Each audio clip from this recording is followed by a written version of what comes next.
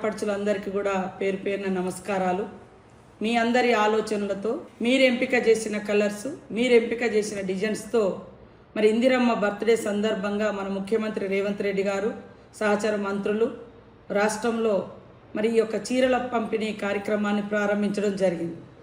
ఈ చీరలను చూసి ప్రతి ఆడబిడ్డ సంతోషపడుతుంటే సహజంగానే మీకు తెలుసు, ఆడబిడ్డలు సంతోషపడితే మరి బీఆర్ఎస్ నాయకులు కల్వకుంట్ల కుటుంబం కళ్ళల్లో నిప్పులు పోసుకుంటుందని.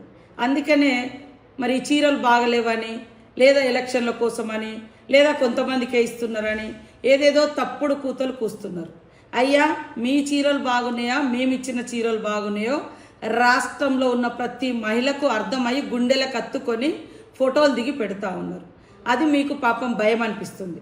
మేము ఈ చీరలకు ఆర్డర్ ఇచ్చి దాదాపుగా 1 year కావస్తుంది. ముఖ్యమంత్రి గారు కన్న కళ ఏంటిదంటే 1 కోటి మంది మహిళల్ని కోటీశ్వర్లను చేయాలి. 1 కోటి మంది మహిళలు కావాలి అంటే మరి 1 కోటి మంది మహిళలను మహిళా సంఘాల్లో చేర్చాలనే లక్ష్యంతో ఈరోజు ఇచ్చిన 67 లక్షల చీరలు సరిపోవట్లేదని ఇంకా 33 లక్షల చీరల వరకు మరి మళ్ళీ ఆర్డర్ ఇవ్వడం జరిగింది. దాదాపుగా అంటే పూర్తిగా కోటి మందికి. దీన్ని నిస్సిగ్గుగా మరి హరీష్ రావు లాంటి ఒక నాయకుడు, అబద్ధాలకు కేరాఫ్ హరీష్ రావు, నేను ఎప్పుడో చెప్పిన కదా, అబద్ధాలకు నిలువుటద్దామని. మేము 67 లక్షలకు ఆర్డర్ ఇచ్చినాం. 67 లక్షల చీరలు రాష్ట్రంలో పంపిణీ జరుగుతున్నది. అది గ్రామీణ ప్రాంతంలో ఒకసారి, మరి పట్టణ ప్రాంతంలో మరొకసారి. ఎందుకంటే చేనేత కార్మికులు ఏదో మేము దుబాయ్ నుంచి లేదా సూరత్ నుంచి కిలోల కొద్దీ తీసుకొచ్చిన చీరలు కాదు. చేనేత కార్మికులు వాళ్ళు స్వయంగా నేర్చిన చీరలు మేము అక్కడే ఆర్డర్ ఇచ్చినాం కదా. మీకు చిత్తశుద్ధి ఉంటే కేటీఆర్, హరీష్ రావు, కవితమ్మ ముగ్గురు పోయి సిరిసిల్ల కార్మికులతో మాట్లాడి ఇక్కడ రాష్ట్ర ప్రభుత్వం నుంచి ఎన్ని చీరలకు ఆర్డర్ ఇచ్చిండ్రు, ఎప్పుడు అయింది అని ఒక్కసారి తెలుసుకోండి. తర్వాత గతంలో 60 ఏళ్ళు దాటితే మహిళా సంఘాలలో ఉండకూడదనే నిబంధన ఉండే. ఇప్పుడు దాన్ని కూడా తీసేసి దాటిన వాళ్ళని కూడా సంఘంలోకి తీసుకుంటున్నాం. కాబట్టి మహిళా సంఘంలో ఉన్న సభ్యులకు ఇచ్చుకుంటూ మహిళా సంఘంలో 1 కోటి మందిని చేర్చాలి. కాబట్టి ప్రతి మహిళకి ఇచ్చి సంఘంలో చేరండి అని సారబెట్టి చీర పెట్టి మేము సంఘంలోకి ఆహ్వానిస్తున్నాం. ఇక్కడ ఏం తప్పు కనపడ్డది? నీ తప్పు నేను చెప్తా. మా గవర్నమెంట్ వచ్చే వరకు మీరేమన్నారు, రేషన్ కార్డు ఉన్న వాళ్ళందరికీ, రేషన్ కార్డులు ఉన్న వాళ్ళందరికీ మేము ఇచ్చినాం అన్నారు. మరి మా గవర్నమెంట్ వచ్చేటప్పటికి రేషన్ కార్డుల సంఖ్య, రేషన్ కార్డుల వాళ్ళ సంఖ్య మరి 89 లక్షలు లేదా 90 లక్షలు. మీరు ఆర్డర్ ఇచ్చిందే 90 లక్షల చీరలు. మరి మిగతా దాదాపుగా 50,000 చీరలు ఎవరు తీసుకున్నారు, ఎవరికి పంచుకున్నావు? దీంట్లో కూడా మీరు తెచ్చిందే కిలోల లెక్క, చాలని ముట్టుకుంటే పనికిరావు అని వాళ్ళు చేన్లలో కట్టుకున్న చరిత్ర. ఇవాళ మేము ఇచ్చిన చేన్లలో కట్టుకోవడం కాదు. మీలాంటి దుష్టబుద్ధితోటి, మీ కార్యకర్తలతోటి, మీ లీడర్ల భార్యలతో కొన్ని తప్పుడు ప్రచారాలు చేయవచ్చు. కానీ అక్కలారా చెల్లరారా ఆలోచించండి. మీకు నిజంగా ఈ చీర నచ్చలేదా? ఇది ఎంపిక చేసినటువంటి మహిళా సంఘ సభ్యులను కూడా మేము తీసుకొస్తాం.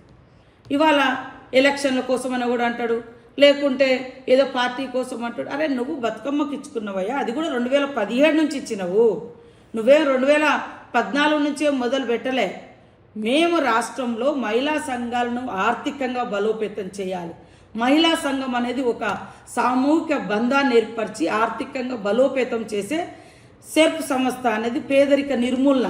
ఫ్రీ బస్సు పెడితే మీ కళ్ళలో నిప్పులు పోసుకుంటుంది.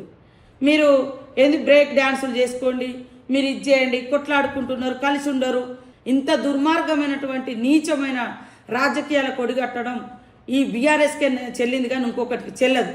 ప్రతి ఒక్క మహిళ ఇవాళ బస్సును వాడుకునే వాళ్ళు కానీ, గ్రూపులలో ఉండి వడ్డీ లేని రుణాలు తీసుకునేటువంటి వాళ్ళు కానీ, ఆర్థికంగా అభివృద్ధి చెందే వాళ్ళు కానీ, ఇలాంటి బీఆర్ఎస్ చిల్లర నాయకులకు బుద్ధి చెప్పాల్సిన అవసరం ఉంది. ఇవాళ ఎక్కకపోని కష్టాలు ఉన్నోళ్ళు ఉంటారు, కన్నీళ్ళు ఉన్నోళ్ళు ఉంటారు. ఏదో మీటింగ్ కానీ వస్తారు, లేదా ఏదో పెళ్ళికి పోతారు, అటు నుంచి ఒక ఫోన్ వస్తుంది.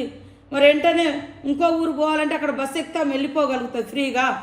ఏదో చచ్చిపోయినని వస్తారు, లేదా ఏదో కష్టం వచ్చిందని పోతుంది. ఇది కూడా ఓర్వలేనితనము.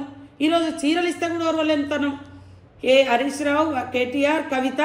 ఇవాళ కవిత అంటే 150 రూపాయల చీర రేషన్ కార్డు మీద ఇస్తే ఎస్, మా మహిళలకు అందరికీ మేము ఒక యాప్ క్రియేట్ చేస్తున్నాం.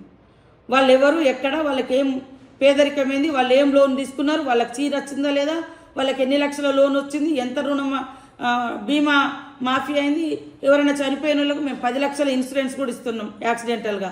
మీ ముఖాలకు ఎప్పుడైనా ఆలోచించిరా? వాళ్ళు కష్టపడి సంపాదించినటువంటి 500 కూడబెట్టుకున్న అభయహస్తాన్ని కూడా దాదాపు 1800 కోట్లు దోసుకున్నారు మీరు. పావుల వడ్డీ అని చెప్పి మోసం చేసి 3500 కోట్లు ఎగ్గొట్టిపోయింది మీరు. ఇవాళ మేము వచ్చిన కాంచి 27,000 కోట్లు మహిళలకు బ్యాంకు లింకేజ్లతో పాటు ఇప్పటి వరకు దాదాపు 1300 కోట్లకు పైగా వడ్డీ లేని రుణాలు మేము అందజేస్తూ ఉన్నాం, ఇంకా ఇస్తున్నాం. మీరు ఎగ్గొట్టిపోయారు. మహిళలు సంతోషపడుతున్నారు, సంబరపడుతున్నారు, మీటింగులలో కలుసుకుంటున్నారు. ఒక ఒంటరి మహిళ కాదు, నాకు ఇంత లక్షల మంది మహిళలు తోడున్నారు అని గుర్తు చేసుకుంటున్నారు. మహిళల కోసం ఇక్కడ శిల్పారామాన్ని మహిళా శక్తి బజార్లకు ఇచ్చినాం, ఇందిర మహిళా శక్తి బజార్లకు. ఇవాళ మారుమూల ప్రాంతాలలో, ఇవాళ ఆదిలాబాద్లో ఆదివాసి గోండు బిడ్డ జంగుబాయ్ అక్కడ ఇప్పపు లడ్డు షాప్ పెట్టుకున్నది. ఇవాళ ఎక్కడి నుంచో మరి మంచిర్యాల నుంచి మన షాపులు పెట్టుకున్నారు, చెర్యాల బొమ్మలు పెట్టుకున్నారు. ఇవన్నీ మీకు కనబడట్లేదు, మీకు కనబడదు. ఎందుకంటే ఆడవాళ్ళు సంతోషంగా ఉండొద్దు. మీది ఫ్యూడల్ మెంటాలిటీ. ఆడవాళ్ళను బయటికి రానియొద్దు, ఆడవాళ్ళను బానిసలుగా చేయాలి. ఆడవాళ్ళతో వెట్టి చాకిరి చేయించుకున్నటువంటి చరిత్ర కలిగినటువంటి కుటుంబాల నుంచి వచ్చినటువంటి నాయకత్వం బీఆర్ఎస్ నాయకత్వం. అందుకని ఆడవాళ్ళు బస్సులలో ఎక్కితే దొంగ వీడియోలు చేసి కొట్లాటలు పెట్టించి కొట్లాడుకున్నట్టుగా వీడియోలు సృష్టించారు. ఇవాళ ఆడవాళ్ళు సంబరాలు పడి వాళ్ళు వీడియోలు చేసి పెట్టుకుంటుంటే వాటి మీద రకరకాల ట్రోల్స్ చేస్తున్నారు. తప్పు. వాస్తవాలు, చీరలలో ఏమైనా లోపాలుంటే బాగా చేయండి అని చెప్పండి.